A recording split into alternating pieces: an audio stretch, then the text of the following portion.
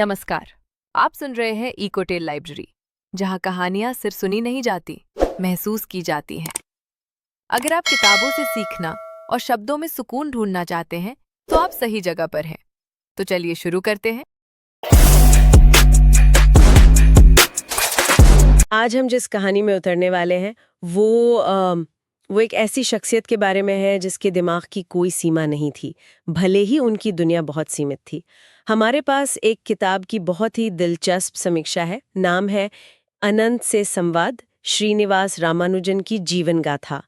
और हमारा मकसद सिर्फ महान गणितज्ञ श्रीनिवास रामानुजन की कहानी को दोहराना नहीं है, बल्कि ये समझना है कि कैसे एक इंसान जुनून, जिज्ञासा और एक अटूट विश्वास के दम पर हालातों को मात दे सकता है। ये वाकई एक असाधारण कहानी है और समीक्षा इस बात पर जोर देती है कि ये सिर्फ गणित या नंबरों के बारे में नहीं है।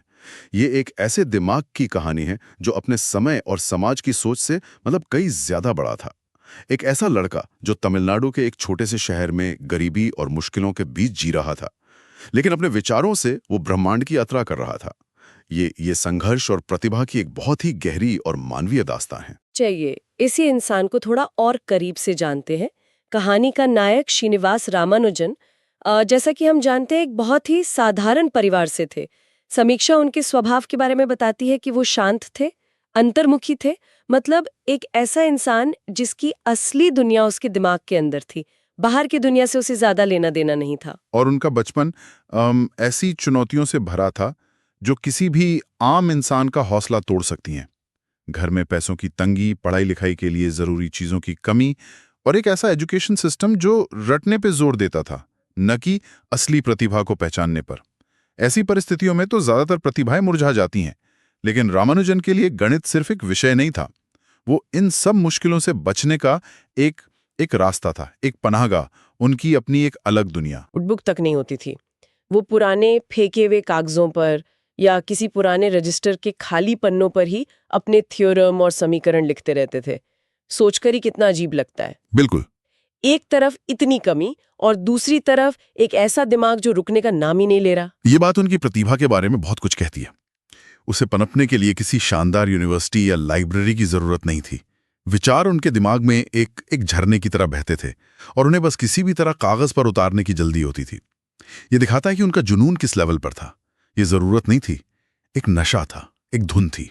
और यही धुन हमें कहानी के सबसे दिलचस्प हिस्से तक ले जाती है, यानी उनकी भावनात्मक कश्मकश। क्योंकि ये सिर्फ नंबरों को हल करने की कहानी नहीं थी, ये जिंदगी की पहेली को सुलझाने की भी कहानी थी। आपने बहुत सही पकड़ा। समीक्षा के मुताबिक कहानी का सबसे दिल छू लेने वाला हिस्सा रामानुजन का अंदरूनी संघर्ष है। सोचिए, एक तरफ समाज और परिवार की आवाजें जो कह रही हैं कोई ढंग की नौकरी कर लो, घर की जिम्मेदारी उठाओ, एक स्थिर जिंदगी जियो। ये वो आवाजें जो हम सब कभी ना कभी सुनते हैं, है ना? हाँ बिल्कुल, प्रैक्टिकल बनो, सिक्योर फ्यूचर बनाओ। और दूसरी तरफ रामानुजन की अपनी आवाज है, जिसे वो संख्याओं में, अपने सूत्रों में खोज रहे थे। समीक्षा में एक लाइन है जो उनके इस पूरे संघर्ष को बयान कर देती है। ये दुनिया सीमित हो सकती है, पर गणित अनंत है। ये लाइन सिर्फ एक डायलॉग नहीं है, ये उनका जीवन दर्शन है। वो शायद अपनी असल जिंदगी की सीमाओं से भागकर गणित के उस अनंत दुनिया में सुकून ढूंढते थे। और यही अंदरूनी लड़ाई इस कहानी को इतनी गहराई देती है। ये हमें सोचने पर मजबूर करती है कि हम अपनी जिंदगी में जुनून और जिम्मेदारियों के बीच कैसे तालमेल बिठाते हैं। क्या हम वो काम कर रहे हैं जो हमें करना चाहिए, या वो जिसके लिए हम बने हैं? रामानुजन का संघर्ष सिर्फ उनका नहीं है, ये हर उस इंसान का है जो दुनिया के बनाए रास्तों पर चलने के बजाय अपनी पगडंडी खुद बनाना चाहता है। इस संघर्ष के बीच एक उम्मीद की किरण आती है, जो कहानी का सबसे बड़ा मोड़ है। जब उनकी प्रतिभा की खबर कैम्ब्रिज के महान गणितज्ञ G.H. हार्डी तक पहुंचती है। G.H. हार्डी। और वो उन्हें इंग्लैंड बुलाते हैं। ये तो किसी सपने के सच होने जैसा लगता है, नहीं? एक छोटे से गांव का लड़का जिसे अपने ही देश में कोई ठीक से नहीं समझ रहा, उसे दुनिया के सबसे बड़े एकेडमिक मंच से बुलावा आ रहा है। हाँ, कागज पर तो ये एक परिकथा लगती है, लेकिन असल में इंग्लैंड का सफर उनके लिए चुनौतियों का एक नया और शायद पहले से भी ज्यादा मुश्किल दौर लेकर आया। समीक्षा इस पर बहुत जोर देती है। सोचिए, एक बिल्कुल नई संस्कृति। वो एक कट्टर ब्राह्मण थे, शाकाहारी थे, इंग्लैंड का खान-पान, रहन-सहन, सब कुछ उनके लिए एकदम अलग था। फिर भारत की गर्मी के आदी इंसान के लिए वहां की जमा देने वाली ठंड। और इन सबसे बढ़कर शायद अकेलापन रहा होगा। हजारों मील दूर एक ऐसी दुनिया में जहां आपकी भाषा, आपकी संस्कृति, आपके विश्वास को कोई नहीं समझता। वो अपनी पत्नी और परिवार को पीछे छोड़ गए थे। ये सिर्फ एक देश से दूसरे देश जाना नहीं था, ये अपनी पूरी दुनिया को पीछे छोड़ने जैसा था। और सिर्फ सामाजिक तौर पर ही नहीं, अकादमिक तौर पर भी एक टकराव था। हार्डी और कैम्ब्रिज का माहौल प्रूफ यानी सबूतों पर चलता था। हर थ्योरम को स्टेप बाय स्टेप साबित करना पड़ता था, जबकि रामानुजन का काम करने का तरीका बहुत बहुत सहज था। उनके दिमाग में सीधे जवाब आते थे, जैसे कोई देवीय प्रेरणा हो। वो अक्सर अपने थ्योरम के लिए औपचारिक सबूत नहीं दे पाते थे, जिससे वहां के लोगों को उन्हें समझने में बहुत मुश्किल होती थी। तो मतलब जिस जगह पर उनकी प्रतिभा को सबसे ज्यादा सम्मान मिलना था, वहीं पर वो इंसान के तौर पर सबसे अकेला और अलग थलग महसूस कर रहे थे। ये तो बहुत बड़ी विडंबना है। उनके दिमाग से ऐसे ऐसे सूत्र निकल रहे थे जो गणित की दुनिया में क्रांति ला रहे थे। वो कैम्ब्रिज में बैठकर गणित के भविष्य की नींव रख रहे थे। ये हमें कहानी के बौद्धिक पहलू पर लाता है, जो मुझे लगता है कि आज के दौर में बहुत प्रासंगिक है। हाँ, ये कहानी एक बहुत गहरा संदेश देती है कि असली रचनात्मक प्रतिभा किसी डिग्री या सर्टिफिकेट की मोहताज नहीं होती। रामानुजन इसका सबसे बड़ा सबूत थे। उनके पास कॉलेज की डिग्री नहीं थी, लेकिन उनके पास वो जिज्ञासा और जुनून था जो बड़ी बड़ी डिग्रियों वाले लोगों के पास भी नहीं होता। ये कहानी औपचारिक शिक्षा के पूरे विचार पर ही एक सवाल खड़ा करती है। और इसी से जुड़ी समीक्षा की वो एक लाइन है जिसने मुझे सबसे ज्यादा सोचने पर मजबूर किया। वह गणित नहीं पढ़ते थे, गणित उनसे संवाद करता था। ये सुनने में बहुत काव्यात्मक लगती है, पर इसका असल में मतलब क्या हो सकता है? क्या ये सिर्फ एक मेटाफर है या ये सच में किसी अलग तरह के कनेक्शन की बात हो रही है? ये एक बहुत अच्छा सवाल है। मुझे लगता है इसका मतलब कई स्तरों पर समझा जा सकता है। एक स्तर पर ये उनकी असाधारण सहज बुद्धि यानी इंट्यूशन की बात है।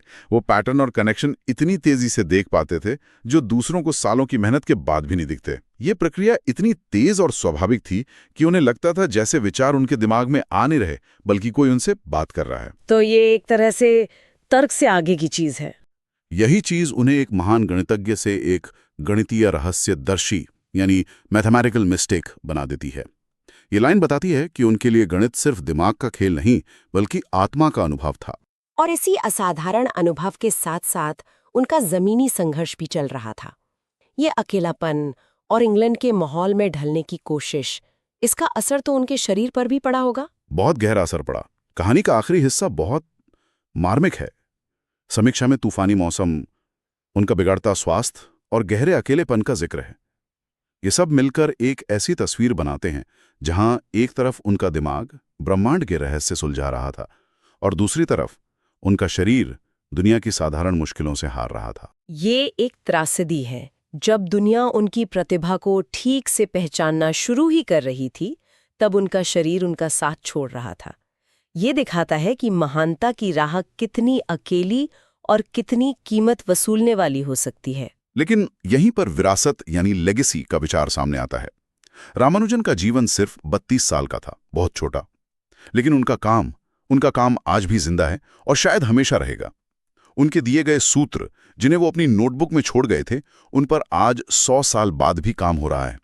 ब्लैक होल्स की स्टडी से लेकर मटेरियल साइंस और आज के दौर की कंप्यूटर क्रिप्टोग्राफी तक उनके काम का असर हर जगह है। समीक्षा की वो लाइन याद आती है, कभी कभी जीवन छोटा होता है पर विरासत अमर हो जाती है। उन्होंने जो ज्ञान की मशाल जलाई, वो उनके जाने के बाद और भी रोशन हो गई। बिल्कुल।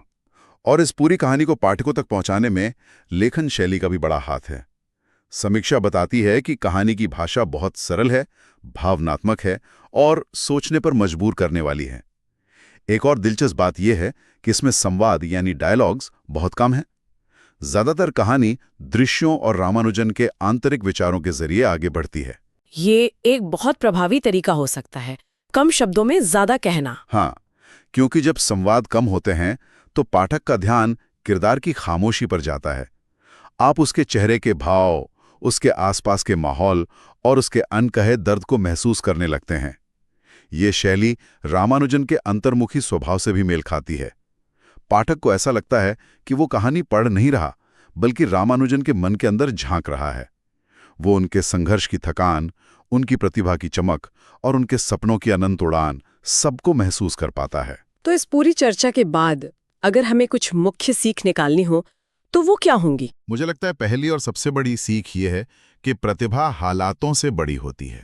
गरीबी, संसाधनों की कमी, ये सब आपको धीमा कर सकते हैं, लेकिन अगर आपके अंदर सच्चा जुनून है तो आप रास्ता खोज ही लेंगे। दूसरी बात जो मुझे समझ आती है वो ये कि असली सीमाएं बाहर नहीं, हमारे अपने मन में होती हैं। समाज क्या कहेगा, मेरे पास ये डिग्री नहीं है, मेरे पास वो सुविधा नहीं है, ये सब वो दीवारें हैं जो हम खुद बनाते हैं। रामानुजन ने कभी अपने मन में ये दीवार नहीं बनाई। और तीसरी, कि जुनून ही आपकी असली ताकत है। जब आप किसी काम को लेकर जुनूनी होते हैं तो आपको बाहर से किसी मोटिवेशन की जरूरत नहीं पड़ती। वो आग आपके अंदर ही जलती है और आपको हर मुश्किल से लड़ने की हिम्मत देती है। और शायद सबसे बड़ा संदेश समीक्षा की उस आखिरी लाइन में छिपा है, यदि मन में आग हो तो रास्ते खुद बनते हैं। ये सिर्फ एक कहावत नहीं है, ये रामानुजन की पूरी जिंदगी का निचोड़ है। उन्होंने रास्ते बनने का इंतजार नहीं किया, उनके जुनून की आग ने खुद उनके लिए वो रास्ता बनाया जो तमिलनाडु के एक छोटे से घर से शुरू होकर कैम्ब्रिज यूनिवर्सिटी के इतिहास तक पहुंच गया। तो कुल मिलाकर अनंत से संवाद की ये समीक्षा एक ऐसी कहानी को सामने रखती है जो सिर्फ प्रेरित नहीं करती, बल्कि हमें अंदर तक झकझोरती है। ये दिखाती है कि एक साधारण शरीर में कितना असाधारण मन बस सकता है और मानवीय आत्मा में कितनी असीम शक्ति होती। यह चर्चा एक बहुत ही दिलचस्प सवाल हमारे सुनने वालों के लिए छोड़ जाती है। समीक्षा की वो लाइन की गणित उनसे संवाद करता था, हमें सोचने पे मजबूर करती है। क्या किसी विषय या कला के साथ किसी इंसान का रिश्ता इतना गहरा हो सकता है कि वो एक तरफा मेहनत न रहकर एक दो तरफा संवाद बन जाए? क्या जुनून तर्क और ज्ञान को एक ऐसी भाषा में बदल सकता है जिसे हम आत्मा की आवाज कहते हैं? और अगर ऐसा होता है तो वो अनुभव कैसा होता होगा? अगर ये कहानी आपको कुछ सिखा गई हो तो एकोटेज लाइब्रेरी को अपने साथ जोड़िए। नई ऑडियो कहानी के लिए चैनल को सब्सक्राइब करें। इस कहानी से आपने क्या सीखा? कमेंट्स में जरूर बताएं। तो फिर मिलते हैं ऐसे ही अगले वीडियो में। धन्यवाद।